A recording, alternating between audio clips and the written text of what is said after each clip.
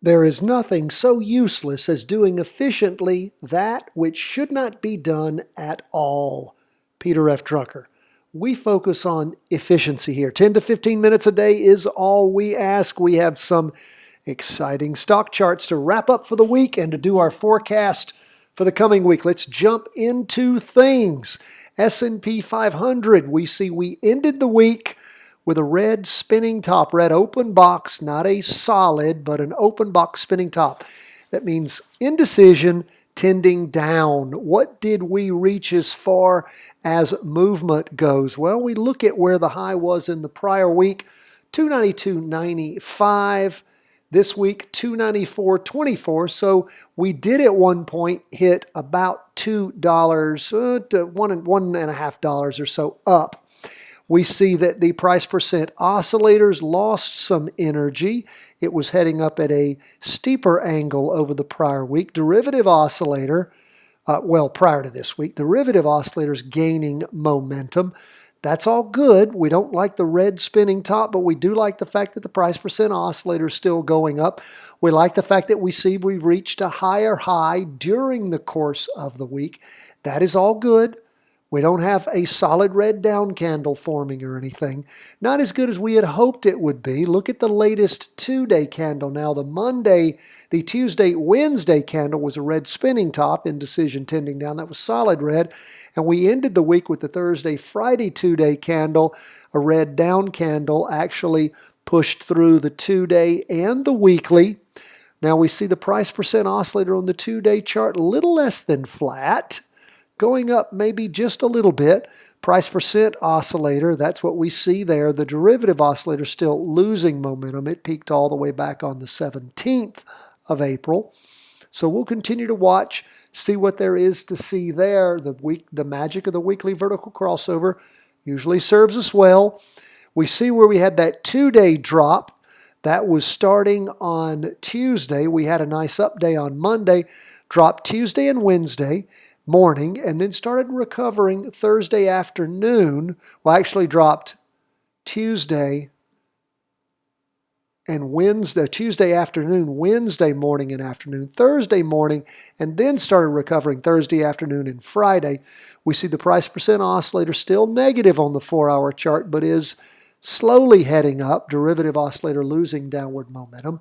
Now, those of you who set your loss limits on this lower than I did on my practice trades, you may have found yourself limited out.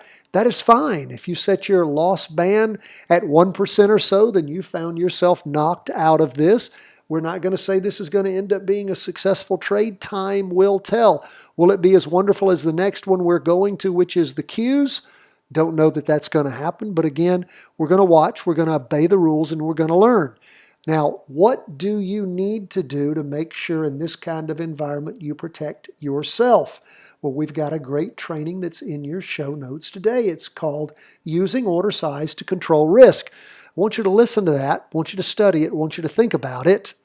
It will help you being able to figure out what to do with the kind of volatility we've seen lately, how you manage that risk. So I want you to have that. It's in your show notes for all the subscribers. If you're not a subscriber, become one for free. Now we're going to leave the S&P 500, go to the Nasdaq 100, another nice, decent size green up candle moving right up the line, higher high, bigger candle, bigger body, higher than the prior week. Price percent oscillator spiking up, and the derivative oscillator gaining upward momentum. Go to the 2-day chart. We can see where it had weakened, but then it gained a little energy at the end of the week. Price percent oscillator heading up. We do see a red spinning top for Tuesday, Wednesday, and then the Thursday, Friday is pretty much a down. It's a small down candle, little wick on top, long wick on the bottom. Does show weakness as far as the Heiken Ashi goes. Derivative oscillator losing momentum, but the all-important price percent oscillator still hanging in there on the Qs. Are we going to get back to the high of highs we reached back on that Friday, Monday candle of 227.93? Don't know. We'll continue to watch, see what there is to see there. 4-hour chart, we saw that 2 days of down movement, sideways slide, and then popping up on Friday afternoon. Good to see that, up for the day 0.65%. That was the Nasdaq 100, S&P up 0.46. So we see the derivative oscillator losing downward momentum, price percent oscillator heading up on that 4-hour chart, maybe to another crossing going up. And again, those of you who are late to the game, if you want to look to try to jump in and ride a recross on the 4-hour chart, it is more dangerous of the recrosses. The best always is the 2-day recross, but a 4-hour can sometimes work. Again, how do you limit your risk? You limit your order size. So I want you to take that training again, just a reminder. That's where we are as we end the week looking at our 2 stock indexes. Now we're going to move on to what we were hoping is going to be a strong crossover, TLT. Now, what do we have here on 20-year bonds? Do we have a crossover? It is very hard for me to see. I will tell you that invariably, I would much prefer this to be something that was clear, that we saw it. What I typically do when it is such a questionable crossover, and I'm not going to send out the alert this week. I'm not going to do it with these markets and these times. We're just going to monitor it and see if indeed it crosses over the course of this next week. I'm just not going to do it this week. What I will encourage you, though, have encouraged in the past and will continue to encourage, is to practice trade when these things get close, realizing it could end up being a bounce off at the beginning of the week, and that weekly vertical crossover will never come to fruition. But we do have 2 weeks of down movement, 2 weeks of down candles. Derivative oscillator went negative in the prior week, ending the 8th of May. And again, price movement is below that 2-day trend line nicely. So if you wanted to jump in at the end of the day on this Friday around 350, 355, jump in. If you've noted that in your trade worksheet and want to practice trade that, it's not a problem. But again, we're not going to call it. But I want you to always practice trade when you get opportunities to see what it is you can learn. I've found here over the last year, many times, in fact, the large majority of times, when it's getting close to a crossing over like that, usually that big wave is strong enough it keeps going. Yes, it can bounce off, but if you go back in time and look at 20-year bonds, look at where you see that happening. It has happened in 20-year bonds back in time. So around this same time period last year, it happened. So and then we go back, you can go back further and look for bounce offs. And you can, again, just be careful, pay attention, learn what there is to learn from this, look at all the charts all the time. That's where we are on the weekly.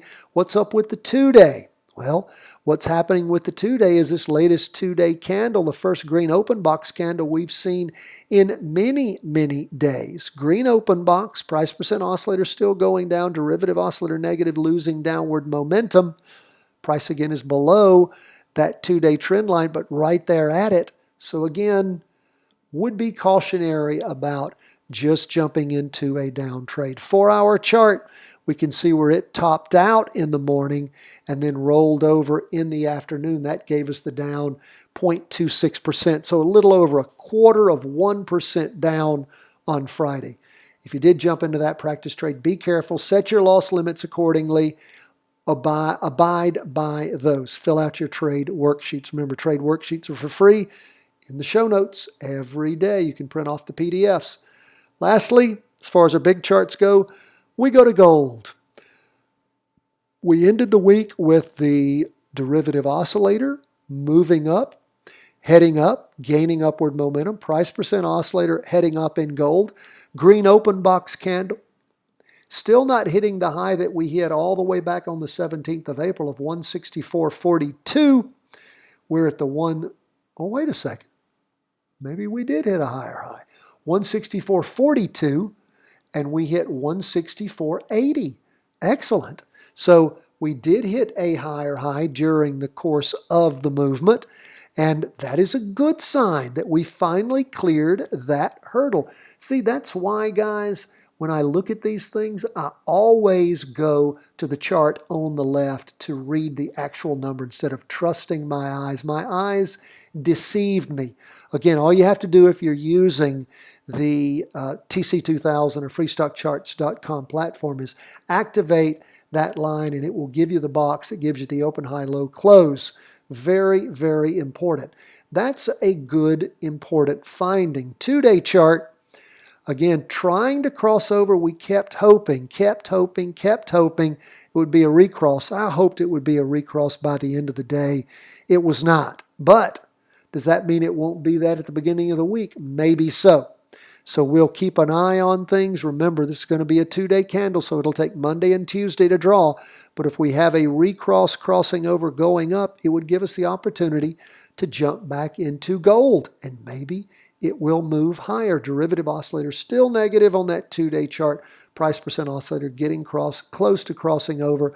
We see the down movement in the up movement in the morning on Friday on this 4-hour candle. And that's where we reached the higher high, was this afternoon, close of the day. Well, sometime during the afternoon. That is wonderful. Derivative oscillator gaining upward momentum, price percent oscillator moving up. I so want to get back into a gold practice trade. I love gold. Gold has been so good to me over the years. So that is where we are, my friends, as we end the week. What you need to be looking for. Look at TLT. See if indeed we have it by the end of the week crossing over, going down. If you jumped into that practice trade, check it out, follow it, set your loss limits accordingly. Gold, we're looking for it again to cross over, going up, what we call a recross on that 2-day chart. And we are still in our S&P trade, up for the day 0.46%, up a little bit for the week. We hope that's going to work. Qs, of course, doing quite nicely, hitting higher highs over the recent movement. That has been a wonderful trade since we had that weekly vertical crossover on the week ending Friday, the 1st of May. And let's see, that's in the S&P, yeah. So that's where we are. Now, those of you who don't have our book, please buy a copy. We've got the second edition ready for you. Just sent out a whole bunch of copies today. Charting Your Way to Wealth, second edition ready for you. We're going to jump into those other charts right now. First thing we're going to go to is Bitcoin. Bitcoin pulling back a little bit for the day after most excellent 2 prior weeks in particular. This one, not bad, but didn't reach a higher high. Like I said, down 1.65%. Derivative oscillator gaining upward momentum. Red open box candle means a slowdown in the up movement, but that price percent oscillator spiking up is still moving up strongly, is nice to see. Go to the 2-day chart. We had a 2-day candle at the beginning of the week that was for Tuesday and Wednesday. And then we see things trying to take off again on Thursday, Friday, but still not kicking up as high as the $9,978.93 that it had on the Friday, Monday of this past week. We see that we reached $9,736.99 was the high that we reached over the course of the latest 2-day candle. Price percent oscillator moving up, derivative oscillator losing downward momentum. So again, we'll continue to watch, see what there is to see there. What we were hoping for was a new recross on the 4-hour chart so you could jump in and practice trade that. It just wouldn't happen today, would it? We saw that up movement in the morning and a bit of a peel back in the afternoon. And like we said, down for the day 1.65%. But all hope is not lost. Keep your eye on Bitcoin. If you're not in that for a practice trade yet, wait for that 4-hour chart to cross back over going up and give it a pull. See just what you can learn from practice trading it. That's where we are as we end the week on Bitcoin. 2 more charts to go through. The first is real estate. Down again, 0.39%. That price percent oscillator stroking down. Derivative oscillators gone positive. Still, though, quite weak. We have a red down candle with a long wick on the bottom, little wick on top, solid red. We go to the 2-day chart, 2 down candles. This latest 2-day candle really down, trying to cross back over, but just didn't quite do it. That's the next thing we're looking for if you're going to go short real estate. That recross, when and if it occurs at the beginning of this next week on Tuesday at the close of the 2-day candle, be ready to pull the trigger on an inverse practice trade on real estate. Now, again, what do we see on the 4-hour chart? Just sort of bottoming out, sliding sideways. But watch to see if there's going to be that recross on the 2-day going down. Lastly, oil up a little bit. Well, quite decently up, the most for the day, 4.43%. Hard to tell it with the price percent oscillator still moving down, derivative oscillator negative, but you can see a little bit in the tiny little green up candle for the week. Again, not a whole lot happening in oil, maybe they're trying to consolidate, find a bottom. We look at the 2-day chart. It's trying to cross over going up. Gold has just really been sliding sideways for the last few weeks. It hasn't, over the last 6 weeks, hasn't managed to recover from where it dropped on just the week of the 29th of April. So we'll continue to watch, see what there is to see there. What does a 4-hour chart show us? Well, it does show us that oil has regained some, slid sideways for a while, and now trying to pump back up again. Was a nice day for oil on Friday, but again, oil has a long, long way to go before it's going to give us much to be able to do with it. Folks, that's where we are as we end the day. Thank you so much again for all our Patreon supporters. All your special trainings have, of course, been sent out to you. Short chart training, Bitcoin training, long chart training, entry point training, all that. We so appreciate the Patreon members. You're interested in that, want to support our work here at the channel. We'd sure appreciate it. Thank you so much, my friends. God bless. All the best from the whole team at Charting Wealth World Headquarters.